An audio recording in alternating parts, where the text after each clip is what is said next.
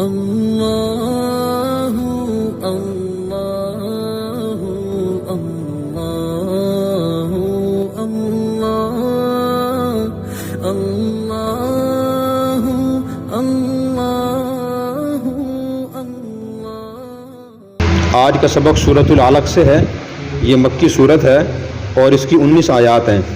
اعوذ باللہ من الشیطان الرجیم، بسم اللہ الرحمن الرحیم۔ اقرأ بسم ربک الذی خلق۔ اقرأ پڑھیے بسمی نام کے ساتھ، ربک اپنے رب کے، الذی جس نے، خلق پیدا فرمایا، اپنے اس رب کے نام کے ساتھ پڑھیے جس نے پیدا فرمایا۔ خلق الانسان من علق، خلق پیدا فرمایا، الانسان انسان کو، من علق جمع ہوئے خون سے، انسان کو اس نے جمع ہوئے خون سے پیدا فرمایا۔ اقرأ وربک الاکرم، اقرأ پڑھیے، وربک اور آپ کا رب، الاکرم سب سے زیادہ کرم والا ہے، سب سے زیادہ کریم ہے۔ الذی علم بالقلم، الذی جس نے، علم تعلیم دی، بالقلم قلم کے ذریعے، علم الانسان ما لم یعلم، علم سکھایا، الانسان انسان کو، ما جو کچھ، لم یعلم وہ نہیں جانتا تھا۔ کلا ان الانسان لیطغی، کلا ہرگز نہیں، انا بے شک، الانسان انسان، لیطغی سرکشی کرتا ہے، الرآہ استغنی، ان اس لیے کہ رآہ وہ دیکھتا ہے اپنے آپ کو، استغنا بے نیاز یا غنی۔ ان الی ربک الرجعی، ان بے شک، الی ربک آپ کے رب کی طرف، الرجعی لوٹنا ہے۔ ارأیت الذی ینہا، ارأیت کہ آپ نے دیکھا ہے، الذی اس شخص کو، ینہا جو منع کرتا ہے، عبداً اذا صلی، عبداً ایک بندے کو، اذا جب، صلی وہ نماز پڑھتا ہے۔ ارأیت ان کان علی الہدی، ارأیت کہ آپ نے دیکھا ہے، ان کان اگر وہ ہو، علی الہدی ہدایت پر۔ ارأیت کا معنی کیا آپ نے دیکھا بھی ہوتا ہے، کہ آپ کو خبر، لفظی معنی تو یہی ہے اس کا، رؤیت سے معنی دیکھنا ہوتا ہے، اور مرادی معنی ہوتا ہے کہ آپ کو خبر ہے، کہ آپ کو معلوم ہے۔ او امر بالتقوی، او کیا امرا وہ حکم دیتا ہو، بالتقوی تقوی کا، پرہیزگاری کا، ڈرنے کا۔ ارأیت ان کذب وتولی، ارأیت کیا آپ نے دیکھا ہے، ان کذب اگر وہ جھوٹا ہو، وتولی اور منہ موڑتا ہو۔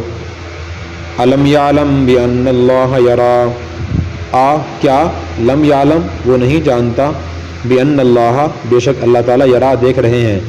کلا لئن لم ینتہ لنسفعا بالناصیہ، کلا ہرگز نہیں، لئن البتہ اگر، لم ینتہی وہ باز نہ آیا، لنسفعا تو پکڑا جائے گا، بالناصیہ پیشانی سے، ناصیۃ کاذبۃ خاطیہ، ناصیہ ایسی پیشانی، کاذبہ جو جھوٹی ہے، خاطیہ خطا کار ہے۔ فلیدعو نادیہ، فلیدعو چاہیے کہ وہ بلا لے، نادیہ اپنے ہم مجلس لوگوں کو۔ سندعو الزبانیہ، سندعو ان قریب ہم بھی بلا لیں گے، الزبانیہ اپنے زبانیہ کو۔ کلا لئن لم، کلا لا تطیعہ واسجد واقترب، کلا ہرگز نہیں، لا تطیعہ آپ اس کی بات نہ مانیے، واسجد اور سجدہ کیجیے، واقترب اور قریب ہو جائیے۔ یہ سورہ علق بڑی اہم صورت ہے، اور اس کی جو پہلی 5 آیات ہیں، یہ قرآن کریم سب سے پہلی آیات ہیں۔ نبی کریم صلی اللہ علیہ وسلم کو نبوت ملنے سے پہلے تنہائی محبوب تھی، اور آپ صلی اللہ علیہ وسلم اپنے گھر سے اپنا کھانے کا سامان لے کر جبل نور کی غار حرا میں تشریف لے جاتے تھے۔ جبل نور جنت المعلیٰ سے مکہ مکرمہ میں تھوڑا سا آگے ہے، تو وہاں آپ کئی دن عبادت فرمایا کرتے تھے۔ کون سی عبادت فرماتے تھے، تو اس بارے میں مفسرین نے کافی تفصیلی بحث کی ہے۔ تو جو مضبوط قول ہے وہ یہ ہے کہ آپ صلی اللہ علیہ وسلم مخلوقات میں غور و فکر فرمایا کرتے تھے، کہ نظام کائنات کیسے چل رہا ہے، اللہ نے چیزیں کیسے پیدا فرمائی ہیں، اس میں آپ غور فرماتے تھے۔ بعض مفسرین نے یہ بھی فرمایا کہ حضرت عیسیٰ علیہ السلام یا حضرت ابراہیم علیہ السلام کی جو تعلیمات تھیں، آپ ان کے مطابق عبادت فرماتے، لیکن وہ قول ضعیف ہے۔ تو وہاں آپ جا کے عبادت فرماتے تھے۔ جب سمان سفر ختم ہو جاتا اور توشہ ختم ہو جاتا، یا گھر والوں خبر گیری کا موقع آتا، پھر آپ تشریف لے آتے تھے، پھر تشریف لے جاتے تھے۔ کہیں راتیں، کہیں دن آپ غار حرا میں گزارتے تھے۔ اور اس سے معلوم ہوا کہ جو آدمی دین کی طرف آ رہا ہو، ابتدائی ہو، مبتدی کہتے ہیں اس کو، تو اس کو تنہائی محبوب ہونی چاہیے، کہ وہ تنہائی میں بیٹھ کے پہلے علم حاصل کرے، اسے پختہ کرے، بری صحبت سے بچے تاکہ علم کی روشنی میں اچھی عادات اچھے نظریات اس کے اندر بیٹھ جائیں۔ تو ایک مرتبہ آپ صلی اللہ علیہ وسلم اسی طرح حسب معمول عبادت فرما رہے تھے، حضرت جبرائیل علیہ السلام تشریف لائے اور آ کر آپ کو اپنے گلے سے لگایا اور آپ سے عرض کی اقرا، آپ پڑھیے۔ تو آپ نے جواب دیا ما انا بقارئ، میں پڑھا ہوا نہیں ہوں۔ انہوں نے پھر دوبارہ آپ کو پکڑا اور گلے سے لگایا اور دبایا، چھوڑ کر پھر کہا اقرا، پڑھیے۔ تو آپ نے فرمایا ما انا بقارئ، میں پڑھا ہوا نہیں ہوں۔ تیسری مرتبہ پھر انہوں نے ایسے ہی کیا اور کہا کہ اقرا، آپ نے فرمایا کہ ما انا بقارئ، میں پڑھا ہوا نہیں ہوں۔ پھر اس کے بعد جبرائیل علیہ السلام نے آپ کو یہ پہلی 5 آیات پڑھ کے سنائیں۔ بعض روایت میں کہ ریشمی کپڑے پہ لکھی ہوئی تھی اور انہوں نے کہا کہ یہ لکھی ہوئی ہیں، آپ یہ پڑھیں۔ تو آپ صلی اللہ علیہ وسلم نے پھر یہ آیات تلاوت فرمائیں۔ پھر اس کے بعد آپ پر ایک خوف طاری ہو گیا، آپ گھر تشریف لائے، خدیجہ رضی اللہ عنہا کے سامنے سارا واقعہ بیان کیا۔ اس میں بھی سبق ہے ہمارے لیے۔ سبق یہ ہے کہ اگر کوئی پریشانی حادثہ پیش آئے، آدمی اپنے مخلص اور گھر کے لوگوں سے ان کا تذکرہ کرے۔ خدیجہ رضی اللہ عنہا سے آپ نے یہ واقعہ بیان فرمایا اور پھر فرمایا کہ انی خشیت علی نفسی، یہ صحیح بخاری کی دوسری حدیث میں تفصیل ہے کہ میں اپنی جان کے بارے میں ڈرتا ہوں۔ خدیجہ رضی اللہ عنہا آپ کو تسلی دی اور جو انہوں نے الفاظ کہے بڑے اچھے الفاظ تھے۔ انہوں نے عرض کیا کلا واللہ لا یخزیک اللہ ابدا، ہرگز نہیں، اللہ تعالیٰ آپ کو ہرگز رسوا نہیں کریں گے۔ انک لتصل الرحم، آپ صلہ رحمی کرتے ہیں، وتحمل القلب، اور آپ بے سہارا لوگوں کا سہارا بنتے ہیں، اور وتقری الضیف، اور آپ مہمانوں کی مہمان نوازی کرتے ہیں، وتعین علی نوائب الحق، اور آپ حق باتوں پر، ہر حق کاموں پر مدد فرماتے ہیں، وتکسب المعدوم، اور جو لوگ بالکل بے روزگار ہوتے ہیں آپ ان کو کسب معاش پہ لگا دیتے ہیں۔ تو یہ جب باتیں حضرت خدیجہ نے آپ کو فرمائیں تو کچھ آپ کو حوصلہ ہوا، اور پھر آپ نے خدیجہ سے فرمایا کہ زملونی زملونی، مجھے ڈھانپ دو، مجھے ڈر لگ رہا ہے، ڈھانپ دو۔ تو خدیجہ رضی اللہ عنہا نے آپ کو ڈھانپ دیا۔ تو کچھ دیر کے بعد خدیجہ رضی اللہ عنہ آپ کو چچزاد بھائی اور پہلی کتابوں کے عالم ورقہ بن نوفل کے پاس لے گئیں اور کہا کہ اے میرے چچزاد بھائی، اپنے بھتیجے کی ذرا بات سنیں۔ پھر حضور صلی اللہ علیہ وسلم نے ان کو غار حرا کا سارا واقعہ بیان کیا۔ تو ورقہ بن نوفل نے کہا کہ تو وہی فرشتے ہیں جو حضرت موسیٰ علیہ السلام اور عیسیٰ علیہ السلام پاس آتے تھے، اور ایک وقت آئے گا کہ آپ اللہ کے نبی ہوں گے، اور کاش کہ اس وقت میں طاقتور ہوتا جب کہ آپ کی قوم آپ مکہ سے نکال دے گی۔ تو آپ نے فرمایا کیا مجھے وہ نکالے گی میری قوم مکہ سے؟ تو حضور نے فرمایا، حضرت ورقہ نے کہا کہ ہاں آپ کو نکال دے گی، اس لیے کہ جو بھی اللہ کا نبی اپنی قوم کی عادات کے خلاف دین کی تعلیمات لے کر آتا ہے، قوم دشمن بن جاتی ہے اور اسے نکال دیتی ہے۔ پھر اس کے بعد آپ صلی اللہ علیہ وسلم گھر تشریف لے آئے۔ تو یہ اس کا شان نزول تھا۔ اب آیات کی تشریح اور تفسیر دیکھ لیتے ہیں۔ اللہ تعالیٰ نے فرمایا اقرأ بسم ربک الذی خلق، اپنے اس رب کے نام سے پڑھیے جس نے پیدا فرمایا۔ لفظ اقرأ قرآن کریم میں سب سے پہلا لفظ ہے۔ تو اس میں ہمارے لیے کیا سبق ہے؟ اس میں سبق ہے علم کی فضیلت کا، کہ دیکھیں جس معاشرے کی طرف آپ صلی اللہ علیہ وسلم بھیجے گئے، قرآن کریم بھیجا گیا، تو اس معاشرے میں دنیا کی تقریباً تمام برائیاں موجود تھیں۔ اس میں سود بھی تھا، ڈاکہ بھی تھا، چوری بھی تھی، بیٹیوں سے دفن کرنے کا رواج بھی تھا، اور اسی طرح قتل و غارت گری بھی اس معاشرے میں عام تھی، اور وہ مشرک بھی تھے، موحد بھی نہیں تھی، یعنی عقائد، عبادات، معاملات، معاشرت، اخلاقیات، ہر لحاظ سے وہ گمراہ تھے۔ تو ان کو اللہ تعالیٰ نے نہ عقائد درست کرنے کا حکم فرمایا سب سے پہلے، نہ عبادت کا حکم فرمایا، نہ اخلاقیات کی تعلیم دی، نہ معاشرتی احکام کی، نہ معاملات کی۔ سب سے پہلے فرمایا اقرأ، پڑھیے، یعنی علم حاصل کیجیے۔ تو پڑھنا علم حاصل کرنا ہے نا جی۔ تو اس میں ہمارے لیے اشارہ یہ ہے کہ علم سب سے بنیادی چیز ہے، اور علم کی مثال روشنی جیسی ہے، جہاں روشنی پھیلتی ہے وہاں سے حشرات الارض جانا شروع ہو جاتے ہیں۔ اس کی مثال، علم کی مثال ایسی ہے جیسے کہ کمرہ ہو اور کافی عرصے سے بند ہو، اس میں سانپ، بچھو، کن کھجورے، کیڑے مکوڑے جمع ہوں۔ اب ان کو وہاں سے نکالنے کے 2 طریقے ہیں، ایک تو خطرناک طریقہ ہے اور غیر محفوظ طریقہ ہے۔